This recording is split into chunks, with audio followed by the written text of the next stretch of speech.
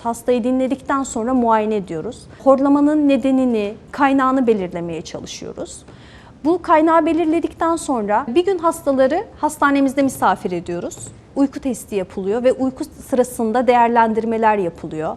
Hastanın bize anlattıklarıyla elimizdeki ölçümler değerlendiriliyor. Hastanın kalp hızı, uykuda ne kadar uyanıp tıkanıklığı olduğu onlar tespit ediliyor. Bundan sonra bu değerlendirmeler eşliğinde tedavi yönümlü yaklaşım sergiliyoruz.